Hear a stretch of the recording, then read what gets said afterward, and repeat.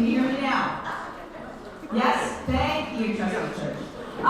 Just for those of you who are up in the top, I like to move around. I hate being on a stage, so I'm going to be down here so that I can be up and about. So if you really want to get a good look, you can't see me from up there, feel free to move down. But I am incredibly happy that you are here. And I think as I was introducing myself, I was told you couldn't hear me, so just for the record, I will say it again. I am Susan Enfield, and I am the proud superintendent for the Washington County School District. And I am grateful. Thank you. Thank you very much. And I'm grateful to all of you for giving up time this evening to be here. A couple of housekeeping items before we get started, and then we will launch into our conversation together. First of all, there is interpretation services available. If anybody here needs interpretation and hasn't gotten it, and I know that people are translating right now, please raise your hand, let people know, and we'll get that for you. I want to talk to you a little bit about the format for the evening. So this is really an opportunity for you to get to know me a little bit, but really more for me to hear from you and get to know you and hear about what you are proud of with the Washington County School District, what you'd like to see us do better, and what your ideas are for how we can do that. So those are sort of the three main prompts that we're going to use. And we've got staff that is going to run around Phil Donahue style and bring microphones to you so that you can ask your questions, give your comments. We have a number of staff here tonight who will also be paying attention and listening to questions. If you have a question or issue that is specific to your child that I likely may not be able to address right now, someone on staff will follow up with you. So I just want to make that clear. Also, I understand that not everybody feels comfortable getting up and speaking in front of a crowd. So we have these handy little pink or orange, for Spanish speakers, sheets in the back. You are welcome to write down a comment or question or suggestion, and it will come back to me and we'll get back to you on that. So if we run out of time or you just don't feel comfortable getting up in front of the room, we'll do that. Anything else on housekeeping? I think we're good. So before I get started, I would like to acknowledge that 3 of our Washoe County School District trustees are with us. Trustee Jeff Church. Thank you, Trustee Church. Vice President Diane Nicolette. And Trustee Beth Smith.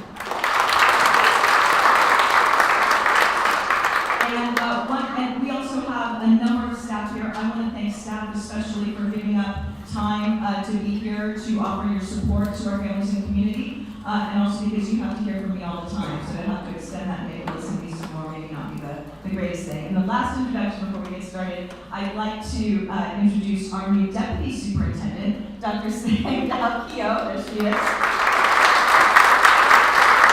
And more importantly, her kindergartner, Cannon. Cannon, give people a wave. So with that, I'm just going to give a quick introduction, and then we'll launch into questions and suggestions. So copies of my entry plan are in the back of the room there. You're welcome to take a copy. They're in English and Spanish. And just so you know, by virtue of the fact that it's an entry plan, there are, and Trustee Church pointed this out, there's not a ton of specifics in there. Because what I'm doing in the entry plan is just sharing with you opportunities for me to learn and engage with staff and community in the coming months as I get to know Washoe County. But I did, though, include some of what I've established as priorities moving forward based on a couple of months now that I've been here in Washoe County. And I do just want to start by saying, when I say that I'm the proud superintendent for Washoe County School District, I mean that. I feel so incredibly fortunate. I've told people I feel like I won the lottery coming here to serve as your superintendent. And so with that, the 3 sort of priorities that I've laid out in the entry plan that will guide these first few months of my superintendency. The first one I've called Getting Back to Basics, and it's ensuring that all children across Washoe County School District receive an excellent education. We are in the business of educating children. And COVID made that more challenging. And we had to focus on a lot of things, right, that weren't necessarily all about education. And we really want to refocus on education. And that's what that first priority is about. The second priority is really about many of you. And it's how can I help build relationships and trust with families and communities so that you see the school district as a true partner in the education of our children. And that you feel that we are communicating with you in a way that is helpful and responsive. And third, I really want to ensure that our district is a healthy, resilient organization where every staff member, regardless of where they serve within the system, is seen and supported to be successful. The last couple of years have been really hard on our staff as well. And it's tough to show up every day and work hard, but not have the conditions in place to do the job in the way that you want to do it for kids. So one of my top priorities as superintendent is to ensure that our staff have the tools and the conditions in place to do the job that they are here to do for our children. And so, with that, I have also sort of established what I'm calling the 4 C's that I shared with staff in my first all-staff message. The first is coherence. I want us to make sure that we are functioning as a system that makes sense. So that if you're in one part of the district, you're not hearing one thing and going to another part of the district and hearing something else and scratching your head and going, what's going on? So how do we bring coherence? We're a big system. Over 100 schools, lots of square miles. I was out at Natchez Elementary today. Just put a lot of miles on. And so how do we make sure that we have a sense of shared purpose and focus as a school system? That's the first C. The second C is really around care. How are we making sure that we're caring for our children that we serve, we're caring for one another, and we're caring for ourselves? I think that the one thing that COVID has amplified for all of us is the importance of putting health and family first. And I will preach that across all of our schools and staff at every opportunity that I can. The third one is communication. How are we making sure that the ways in which we're communicating are effective, that you feel that communication is two-way, that it's not just the district putting information out there, but that we're providing more opportunities for you to engage with us in a real dialogue. And finally, the fourth C is celebration. Over the last couple of years, it was kind of hard some days to find something to celebrate. And it's been tough. And there are people showing up every single day across the school district, giving it their best and doing incredibly hard work. And I want to celebrate that at every opportunity. And I will say this, and I know we're going to talk about this in just a minute as we open it up for questions and conversation. We have work to do. That's not a question. We know we have work to do. And we have challenges ahead of us.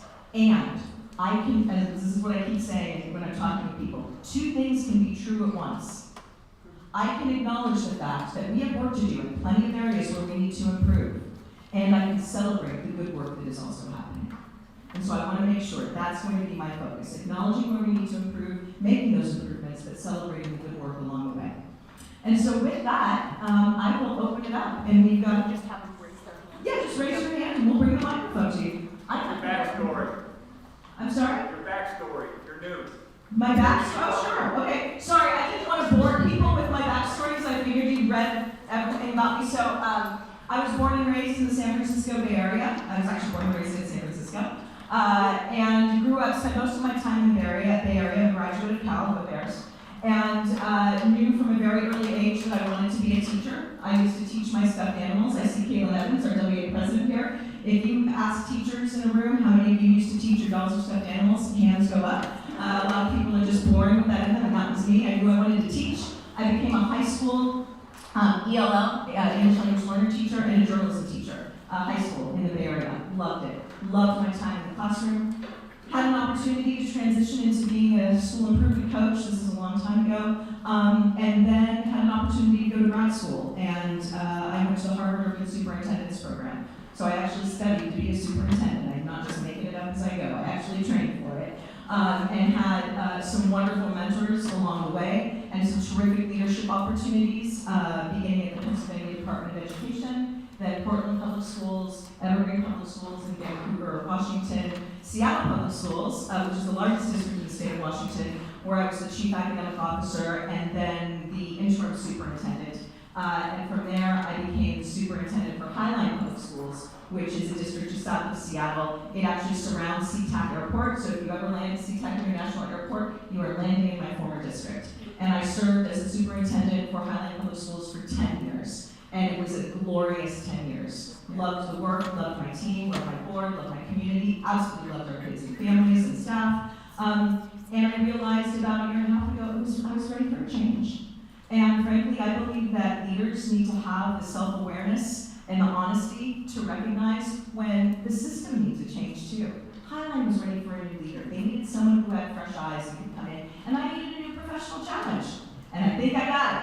So I was very, very clear in choosing Washoe County. And I want to be clear, as you all know, there are a lot of district superintendencies open around the country. And so there were a lot of places that I could have applied. But I very deliberately chose to apply here. I was a finalist for the superintendency in San Diego as well. And fortunately, and I say that genuinely, fortunately that didn't work out, and I mean, I'm really glad I'm not there. I'm really, really happy to be here. But I came here both because I know because I had done my homework, I followed the work of the district. I know that this is an extraordinary community that cares deeply about its children. There are hardworking staff who also want to do the best for our children. There is a good foundation in place here. There's a lot of good work to build on, and a lot of hard work left to do. But if I didn't like a challenge, I wouldn't have chosen the superintendency as my profession, and I like a challenge. So I made the decision to come to Washoe because of that. And so that was my professional reason. But again, I told you that one of my mantras is health and family first. And my family is in the Bay Area.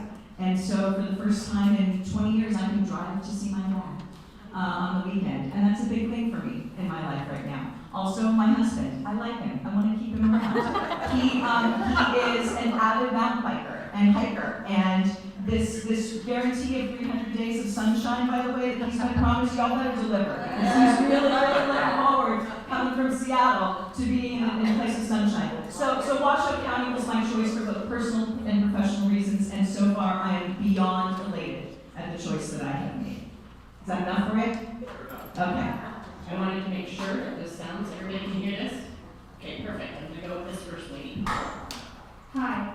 I have 4 children, and my oldest is 25. So they've gone through elementary, middle, and high school. So I've had kids through and in the University of Alabama.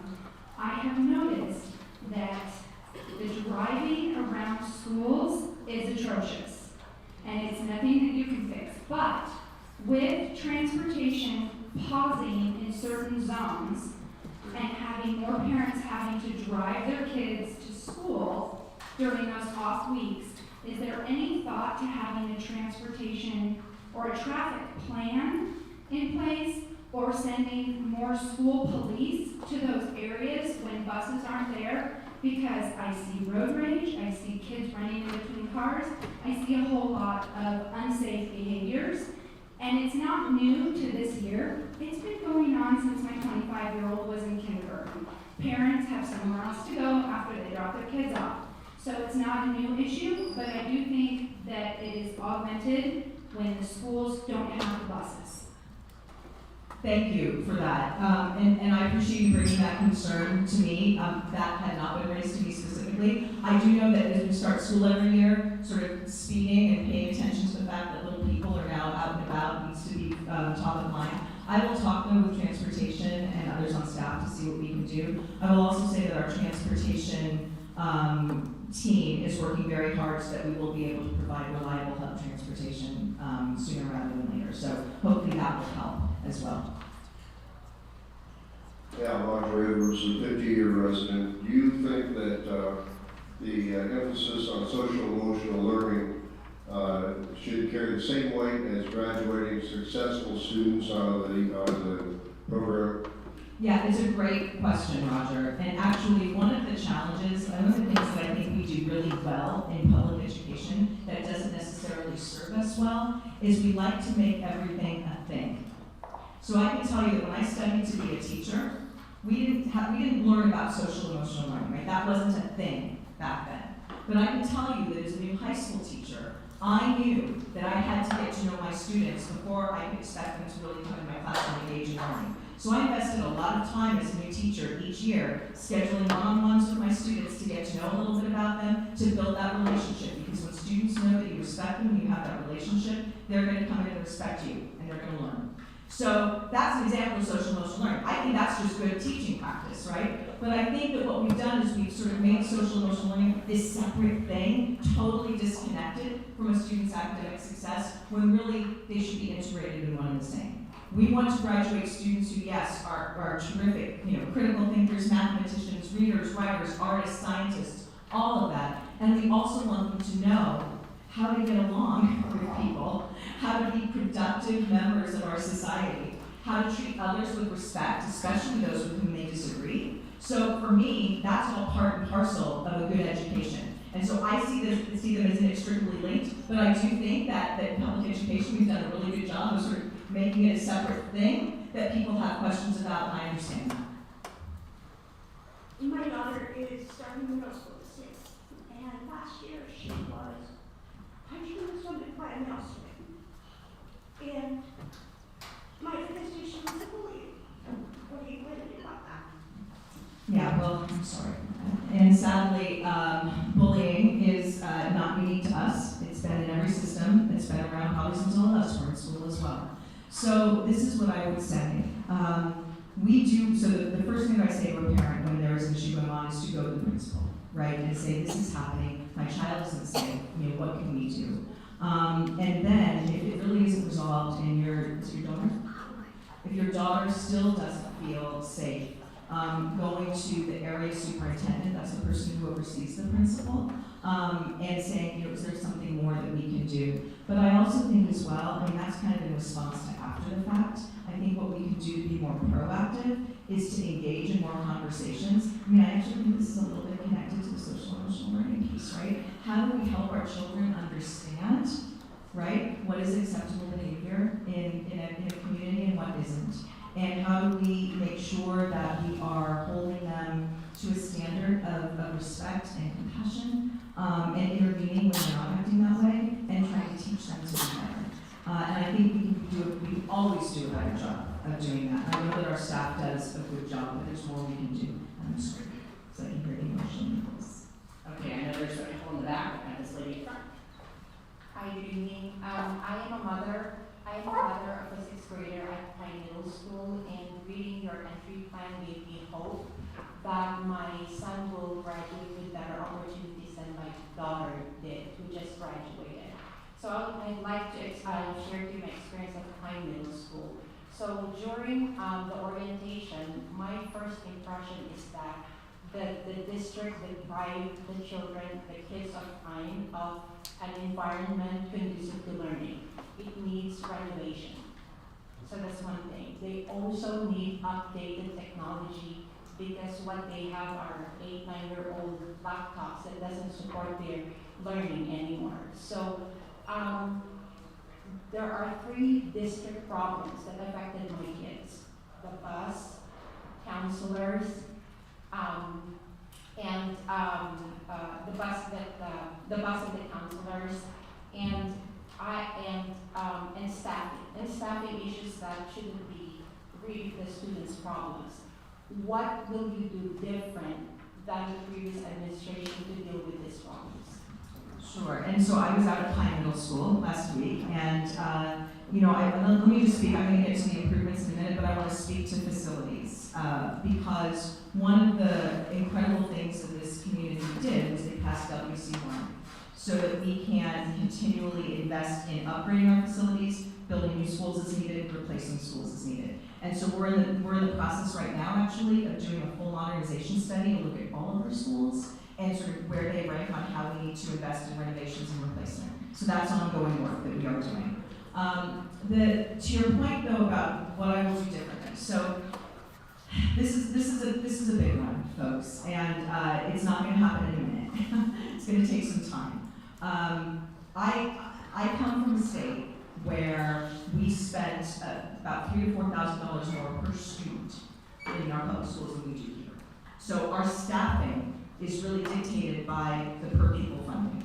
So part of what I need to do, and I will do this along with Caitlin Evans and other people on staff, is advocate at the state level for better funding for our schools. Now, I want to be clear. I know that there are people in this room who will say more money isn't the answer. And you're right. More money is not the answer. But I'm here to tell you more money is part of the answer. And so what we need to do is say as a state, because here's the thing, folks, this staffing shortage, it's a challenge. You know, we've got to make sure that we are paying people a competitive wage. You know, Reno is not a cheap place to live anymore, right? It's not as affordable as it once was. So we really have to look at, and so I'm going to be lobbying very hard at the state level for better funding, right? And then, I'm going to do my best, and I can be very persistent and a little bit feisty when needed, when it's something I believe in.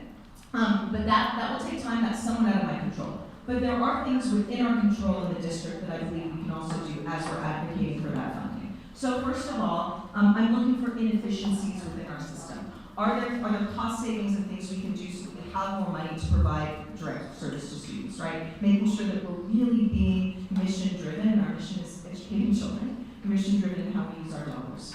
I also, while I can't magically increase the salaries of our staff right away, what I can do is see what is within my power to improve working conditions. So one of the things that I was really taken aback by when I first came was seeing that principals were emailing each other back and forth, asking who has these textbooks, who has these curriculum materials. I need to make sure that our staff has the materials they need to teach their classes, right? That's a basic working condition. I need to make sure that we are doing what we can to provide our teachers with plain time. I need to make sure that whether you are a nutrition services worker, whether you are driving a school bus, whether you are a counselor, teacher, principal, executive assistant at the central office, that I hear you and that I do everything I can so that you can do your job to the best of your ability. Because people show up every day wanting to do that. And so when we talk about compensation, which I think is critically important, we also have to talk about working conditions. And so those are things that we're looking at, and there's more to come. So I am committed. I will fight hard for us to get the funding that we need, and I will also push hard on us as a system to do that. All right, Dr. Enfield, I've got a gentleman here, another gentleman up there, and I'll go over to the young lady over there. Don't worry, they'll hear my voice.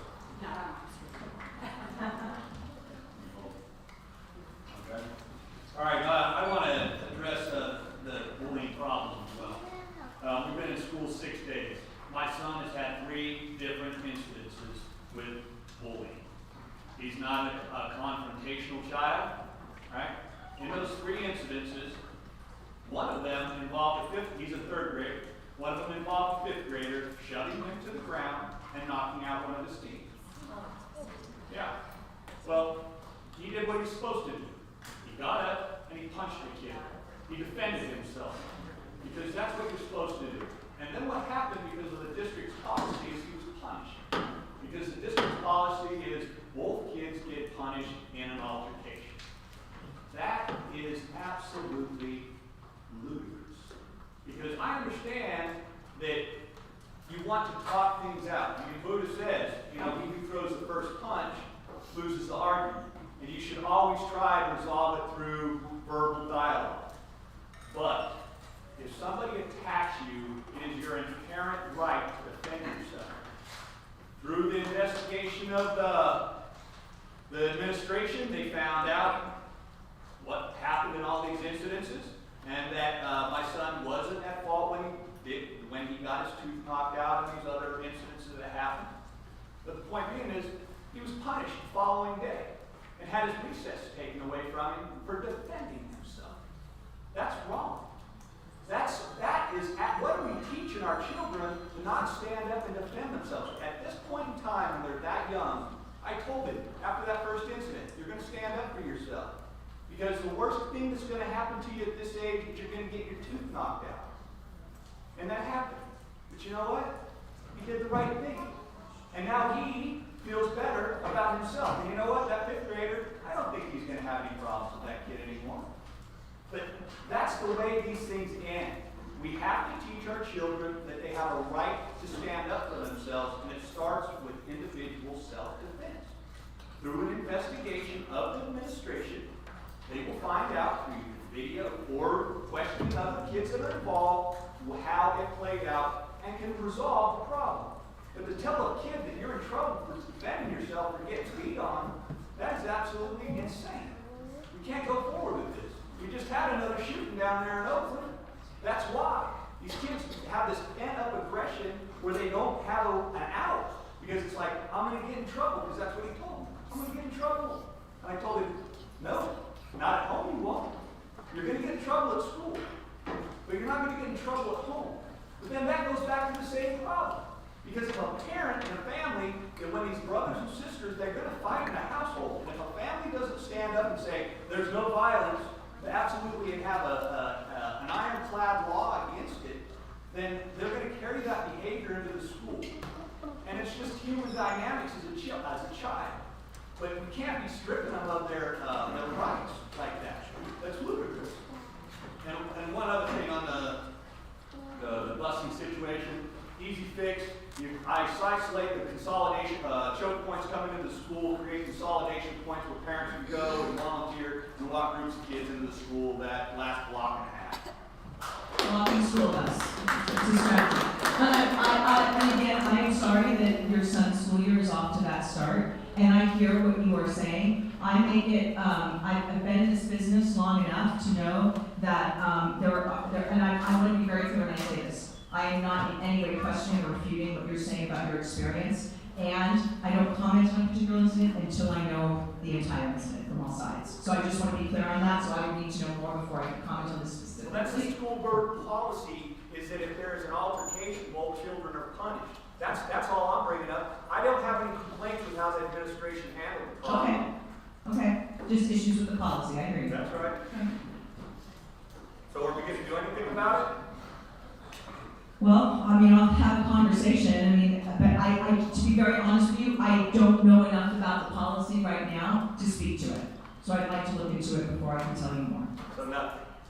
Got it. Well, until I learn more. Got it. Your history tells us you got it. Okay, hi, my name is Stuart LaForge, and I'm a teacher in a local middle school.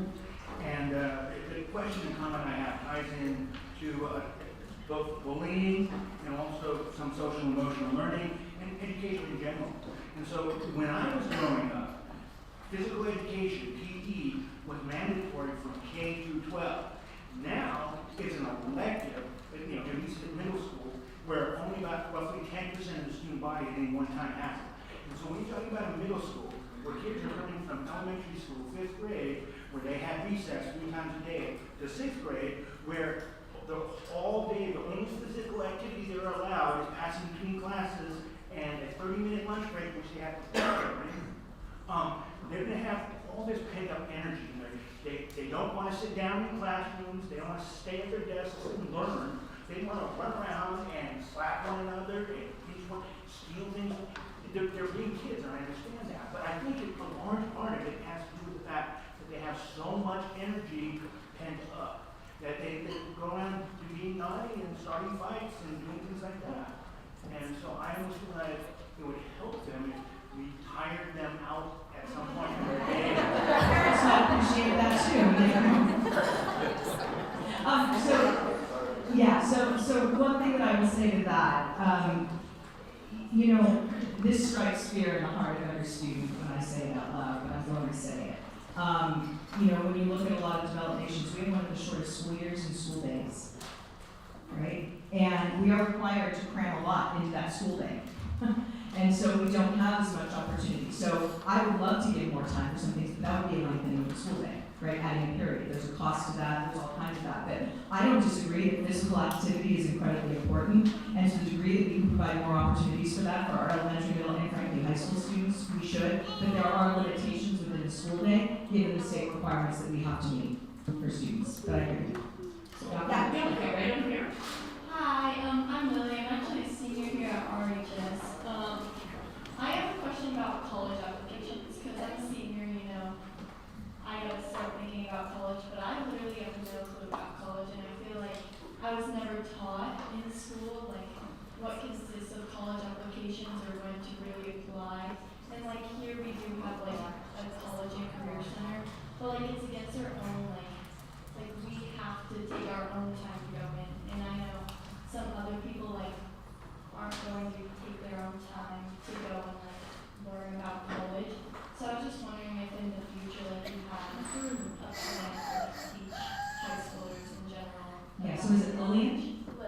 Lily, so, do you know, by the way, before I answer, do you know where you want to apply it? A few schools. Oh, I like it, keep it close to the best, okay. What do you know what you want to be and do? I want to be an ultrasound. Good for you. Okay, I'm really glad that you brought this up.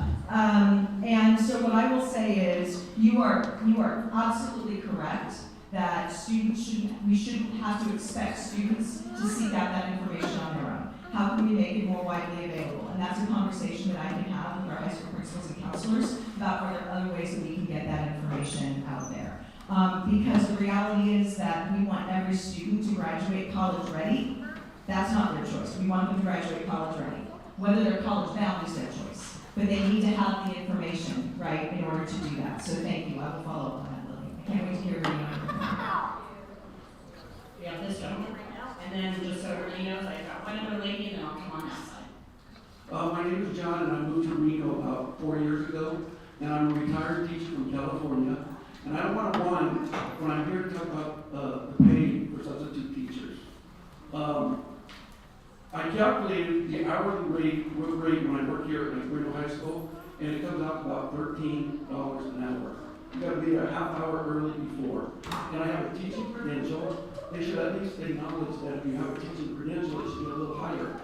Now, I didn't go to the teaching to become rich. I used to work for Safeway, and I took a cut in pay. But now, I'm working in trucking. I have to drive a half hour. I would love to work in Reno, but it's just too low. It just raised it somewhat. And look at the units that you have, like teachers do. And we also, as a sub, you have to work in prep all the time, which is fine. I don't mind that. But the pay's got to go up. Now, I'm kind of guilty because coming from California, I do like my lower house taxes. So I got to be fair on that. But, you know, the casino, we got to get money from somewhere. It's got to happen. And we're having, I'm actually talking with HR about what we can do about substitute pay. That's another issue that Kim and I have talked about here. Hi, my name is Jennifer Stegman. I'm a 7-year-old second grader at George Westergaard, just here as a parent. I had prepared like 3 minutes to talk about probably my biggest issue with school, period, across everywhere, and that's school safety and school shootings. I don't know, I didn't know there would be kids here. It's not, you know, what I wanted to say is not graphic and disturbing, but it's my concerns. I would bring my second grader, I would read this to her. So I guess I'll leave it up to you all. You can share it with me after, if you like. Yeah. I think that's probably more appropriate. Okay, thank you. I'm running onto this Yep, side. and I will say that I'm grateful that we have some extraordinary officers on the Washington County School District Police Force. I feel it's a gift to actually have a police force working within the district, that they're our partners, and they do extraordinary work, and I hear the fear and the concerns, so I'll find you afterwards. Okay, Dr. McPhill over here. Hi, a little new to the whole school thing. I'm an undergraduate this year, so I'm only kiddo. And I would second the teacher's comment over there about physical education. A child in elementary school, there is no physical education program, there's no gym, there's no structured play, there's recess, there's no trees outside, like it's a gravel lot. It's old equipment. He doesn't know any better. He's super excited to be there, but he gets one 15-minute recess in the morning where he also has to eat a snack, fill his water bottle, and wash his hands in that time. And then he gets recess after lunch. I mean, he's going from pre-K, where there's a lot of play, into a school where there's not. And, you know, I'm a working mom. I know that when I'm just sitting down and learning all day, I get brain fatigue. So I think there's different kinds of learning. I know you guys have to cram an elephant into a 5-pound box here with learning and testing and all these standards that you have to meet. I think if you look at the overall scores of proficiency on the testing, there's clearly room to improve there. And I can't help but think that if our kids' brains get a break and get exercise and get to be outside and do those things more, they may learn better and be more open to learning, just like he's saying. So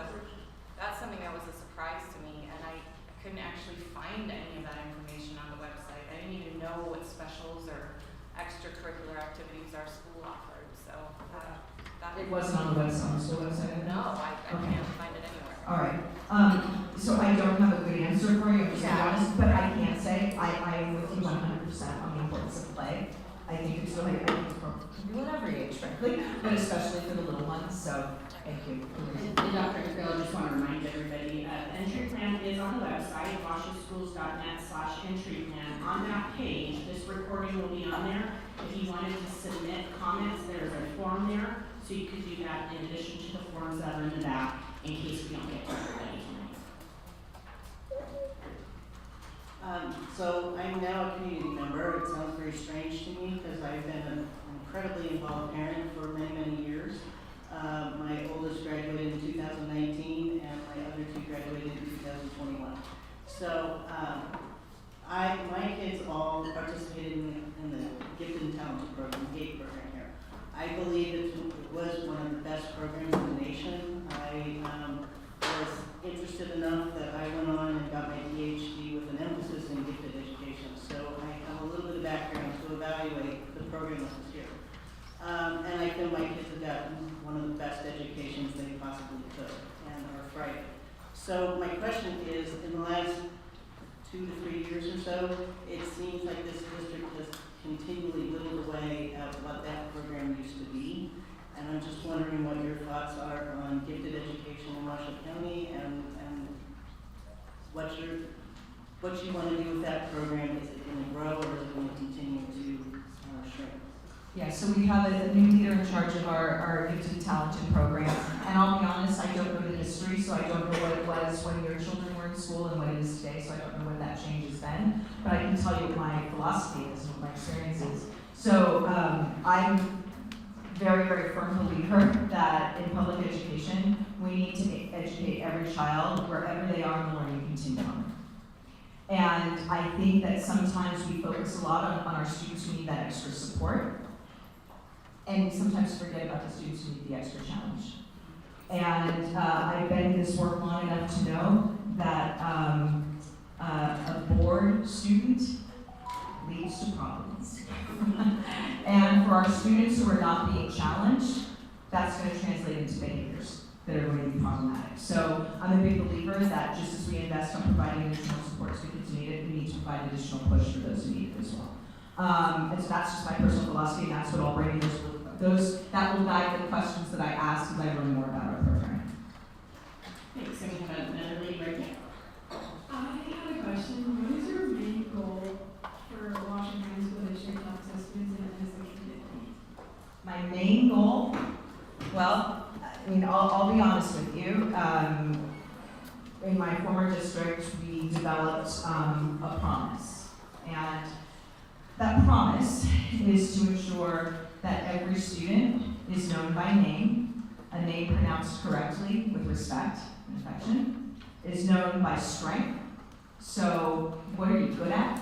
What do you love? What do you aspire to be so that you can build your confidence and resilience? And need. What do you need? Whether it's some kind of emotional support you might need, academic support you might need, but knowing every student by name, strength, and need, so that you graduate prepared for whatever future you choose for yourself. That is my goal for Washoe County Public School District, excuse me. I want every student, because at the end of the day, I've never met a family member, whether it's a mother, father, grandparent, auntie, guardian, whomever, who didn't say, that's not what I want for my child. Everybody wants their child to be seen and supported in school, and everybody wants their child to graduate prepared for a future that is bright, and a future that is whatever they want it to be, not something that was predetermined for them because they didn't have access to supports and opportunities, like Lily pointed out, because somebody denied them into a program based on their own belief system. That's not okay. So that is my ultimate goal, and I believe we can do that. It's going to take time, but that is why we get up every day and work in this district. Thank you. I got a gentleman right here. A couple of questions. Okay. One of them is, what does good work look like? You said you want to reward good work, and I'm just curious, what does good work look like from the teachers? For teachers in particular, because I was going to say it depends on whose work we're talking about. So I can tell you this, when I walk into a classroom, what I want to see is a teacher who has the tools that they need in order to do the job we're asking them to do, who's there excited, clear in their expectations for those students know what those expectations are, and that they are engaged in their learning, and that there's a way to measure that learning throughout the year, not just at the end of the year with one summative standardized test score, but how are we measuring their growth and progress throughout the year. That, to me, is really good work. So a student enters a teacher's classroom at this particular level, and they exit at the end of the year having made at least 1 year's worth of growth. And I say at least because we do have some students who come to us below grade level. And if we just keep helping them make 1 year worth, they're not going to catch up. But if we can help them make 2 years worth of growth in 1 year, they're going to start catching up. So making at least 1 year's worth of growth, in my mind, is the best work that we can do. May I ask one more? Some parents themselves also are concerned about political agendas working their way into the classroom. Got to the point last year when one of the trustees directed the district's attorney to find a way to allow a couple of groups into the schools while preventing a couple other groups from not entering the schools. That is concerning to me. Any plans to address that issue at all? I can't speak to that because I'm not familiar with what that issue was, who the groups were, what prompted that. What I can tell you, however, though, as a former high school teacher, I did believe very strongly that my job was to educate, not indoctrinate, right? So my political views, now that doesn't mean we're all human, we all have biases, we all have opinions, doesn't mean you have to be a robot and not explain anything.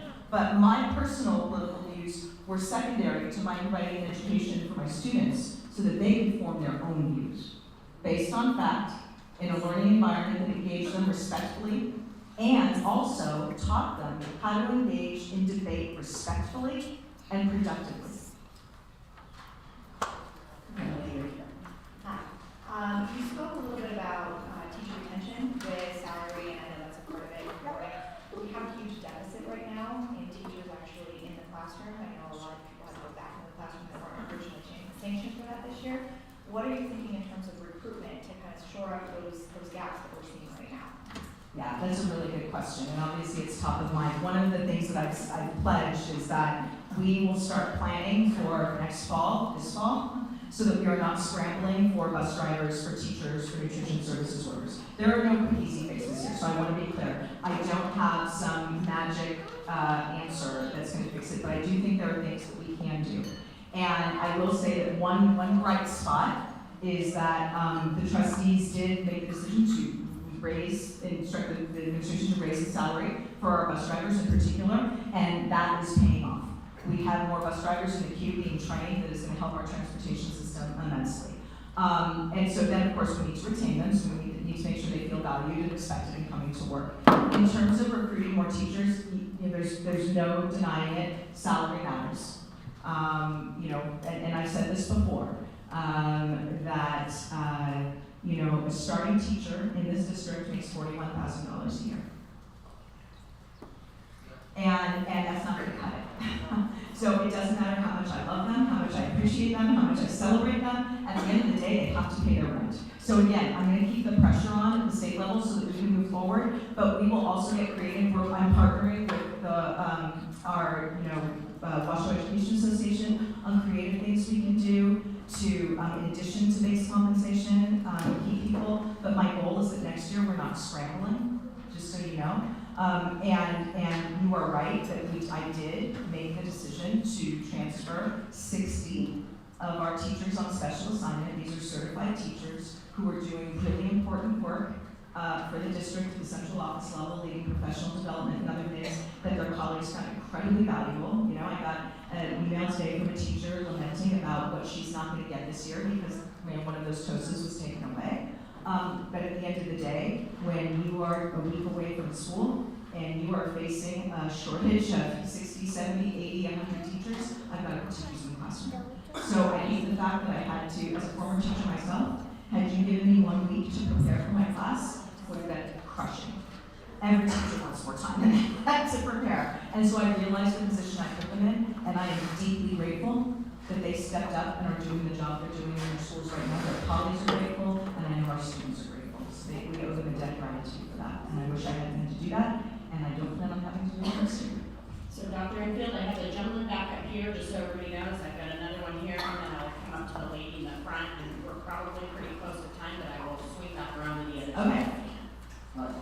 My question is related to the teacher and the writers also.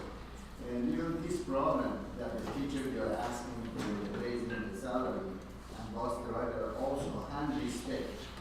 And all the ex-superintendent and before that, always we are mention about this problem. This problem is not because of Corona, it's not because of last year happened or 2 years happened. I can say at least years and years happened. Always they say, okay, we are going to consider it. Superintendent said, we are going to consider it. And they never took any step. Could you please give us a deadline? You can say next 2 years or next 3 years, whenever you want to say it, that you are going to take a step to raise the teacher salary, respect for the teachers and the drivers. Please give us a day, say next 2 years or that. Because this one that you saying it, with respect to your opinion, always they are district office, superintendent, they are saying it. And unfortunately, one of the shortage of the fund is because people in the high rank of the district office, always they sue, when they lose their job, they sue this district office, and always they say, oh, my kids, my kids, my kids. And I don't know where did they go, my kids. And main problem is the salary of the teacher and shortage of the fund because of lawsuit that we have. The drivers, they deserve to have it, raise the money, and I want to mention I'm not a teacher also. Okay. Just like All right. So in the interest of time, I'm going to give a quick answer. Thank you very much. I very much wish I could give you a deadline. I can't give you a deadline. But if I can't, but I think, I understand, but what I have said though is that this is a top priority for me to address our staffing shortage. And part and parcel of that is compensation. And we will work internally to see what we can do with the resources we have, but ultimately we have to work with what we have, and what we have is not enough to do what we want to do for our teachers. So again, it's keeping the pressure on, and so I can't give you a specific deadline, but I can tell you I'll keep working on it. Sorry, I'll stop talking. I'll be quick. Everybody has budget concerns and money issues. What happened to all the marijuana money from the marijuana initiative that's supposed to be this huge influx to the budget concerns? That's how it got passed. It was sold as all this money for the schools, better pay, better everything. Very little of that seems to have reached the school level. What happened? I have no idea. I have no answer for that. I'd have to find out, sorry. Sorry, I'm running. I've got a student up here, then I'm going over here. The other side. I just want to say I should have worn pants.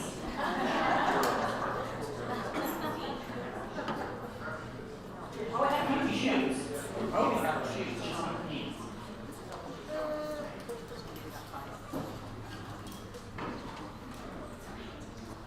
So I'm a student at Reno High School, and I am lucky enough to have a vehicle to drive myself to school. But where I live, which is close to Housekeeping Items, like Bartley Ranch area, my school, my bus stop for people who live around me is at the intersection of Moana and Lakeside, which is 2 miles away from my house. And I just don't think that that's, like, basically all the zoning, I have zoning issues with, like, where they put the bus stops and for people who aren't lucky enough to be able to drive themselves to school. And I know, like, there's an issue with the amount of bus drivers we have in the district, but, like, what are your policies about the amount of, like, money put towards people who aren't willing to be bus drivers because they're not paid enough? And just like the zoning, because it's ridiculous that people would be expected to walk 2 miles to a bus stop when school starts at 7:48. So I hear you, and I know that's a challenge for many. Our walk zones, those sort of lines have been established for some time, and trust me, I was out at a store the other day, and someone said to me, what my child is less than 2 miles or more than 2 miles, I need help. And I said, I know there's always going to be someone who's right at that cutoff. As I said, we though did increase our bus driver salaries, and that has led to more bus drivers getting trained, being ready to drive, so that will help. But unfortunately, I don't see an immediate change to the mile. And I know that's not a great answer, but it's where we are. Hi, I know you're a big proponent of restorative justice. I read, I was wondering how you felt about, I know Broward County at Marjorie Stoneman, they were very big proponents starting in 2015. And in Uvalde also was a big part of restorative justice. And here in Clark County, kids are threatening teachers, they're threatening other students. I took my own son out of Reno High because of that, because there was no control over the classrooms. So I spent his college money to send him to private school. And I'm just curious how you feel about kids threatening other kids, and now with restorative justice, and we keep bringing them back to the classroom, bringing them back, and all those other kids are not learning.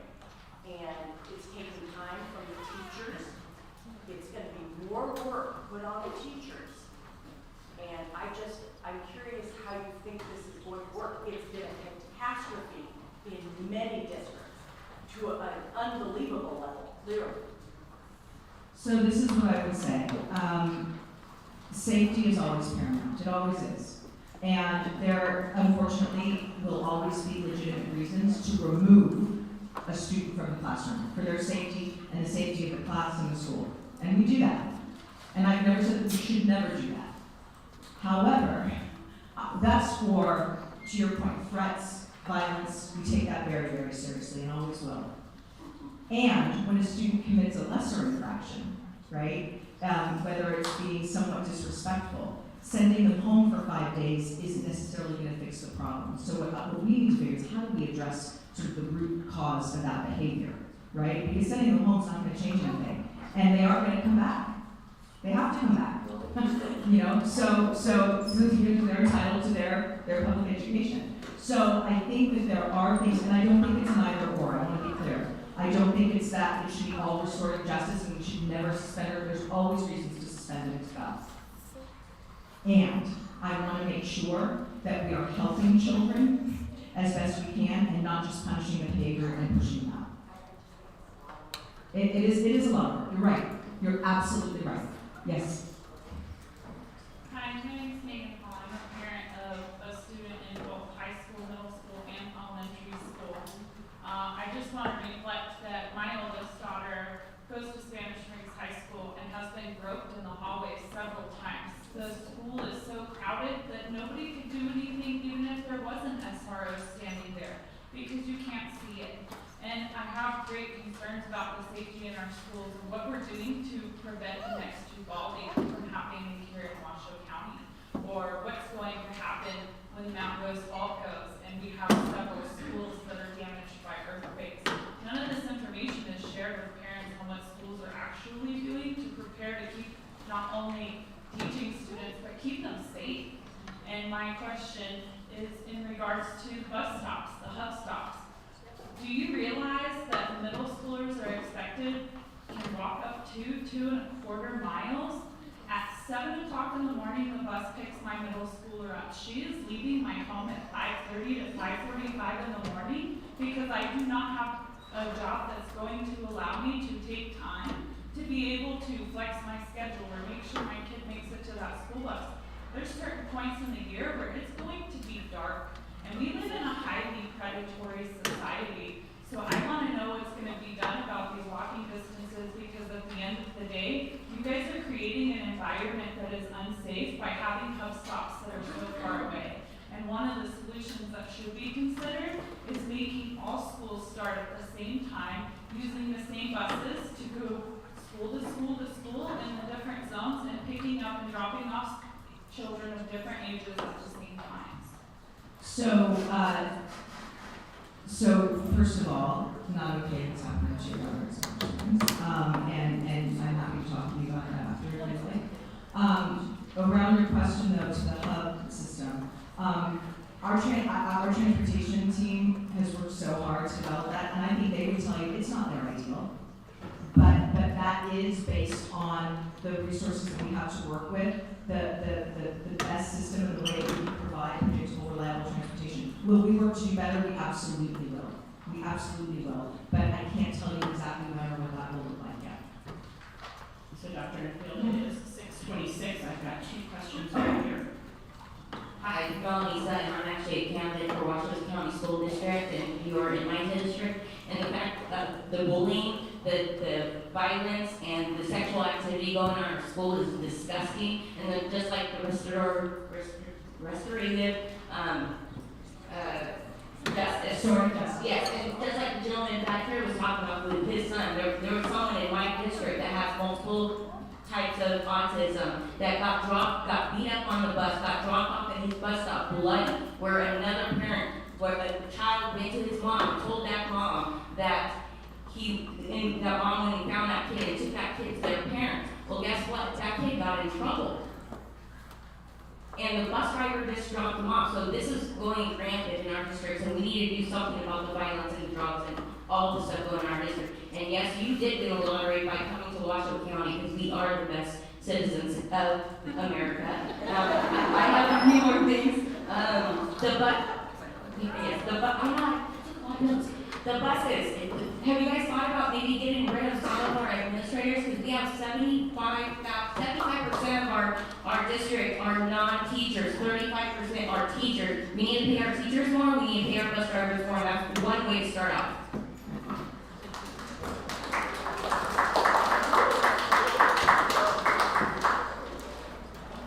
My name is John Ippolito. I'm a former K-12 teacher, and I'm with Protect Nevada Children.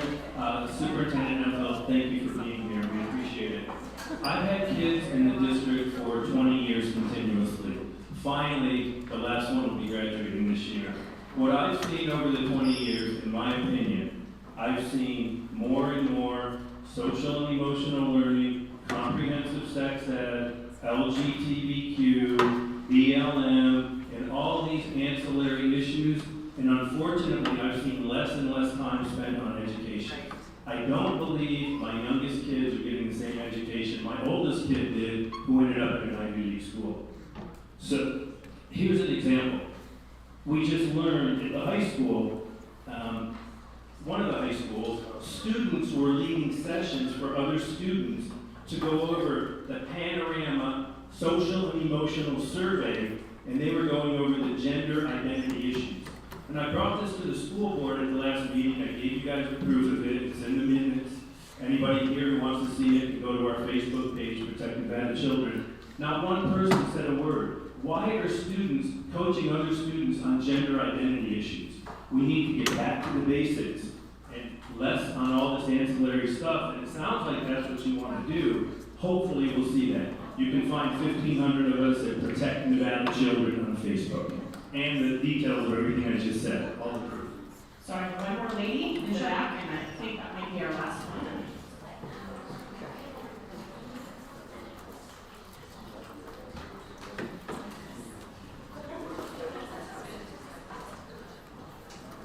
Hi, my name is Auburn Rittenhouse. I have a student in first grade, but I have put a few other students through our school district and then others as children.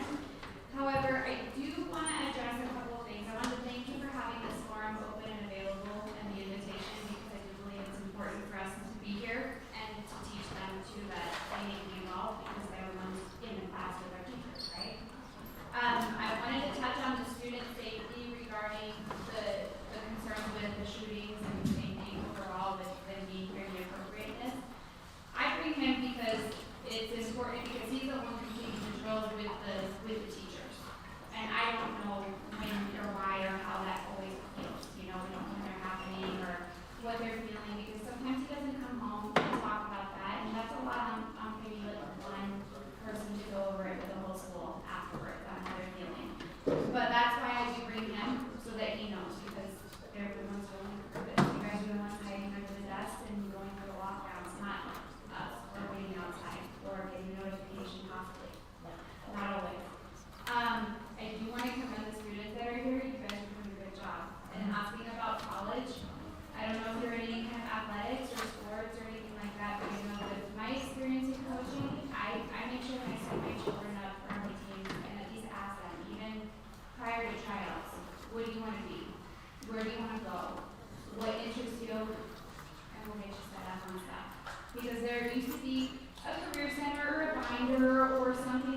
part to where on our free time, it was our responsibility to go and at least search it, but that means we don't, I mean, you don't know, I mean, how much are you gonna find it, right? So we have that, and then, with the transportation and the walking distances, that is a concern, but I'm concerned too because I have kids that are like 3 miles away from their actual zone of school. It's a very odd place where we live for that. But they walk home in very dark uniforms. So they have like a T, like a red T right here, you know, for trainer. And they're coming up over this undeveloped hill at night or leaving early in the morning. And I mean, they're grateful, you know, HUD was closed either or, previous and now. But when it comes down to it, they were still crossing McCarran, the freeway, maybe multiple intersections that wouldn't have been appropriate a long time ago. And I don't know where we're at on that, but if there's a way to modify some of that so that they can be safely seen, I mean, I don't know. I'm not sure. And then as far as the enrichment portion for the playgrounds, do we have communities, like, I mean, do you have community partners that are able to donate to the schools and be accepted as donations without any, like, political bias of any sort, saying, oh, this person did this or this person did that. Can we do anonymous community donations for equipment on the playground? Because I know he's asked at one school, where's my enrichment? I mean, we can't make trees grow overnight. No. That takes time with the schools, but, you know, having a place to play is important, having a place to cool off is too, but that takes time. However, structures we can bring in. Thank you. Thank you. And I know that we are at time. I want to thank you for taking the time to come out and ask questions, share your experiences, offer suggestions for what we can do differently. There will be more of these town halls and more community meetings. In January, we'll be launching a strategic planning process that will engage as many people in the community as possible. So we're going to have plenty more opportunities to engage. You can also always fill out the pink slip if you want to get in touch with me, and or you can email me at susan.enfield@washingtonschools.net. And with that, thank you very, very much. Enjoy your evening.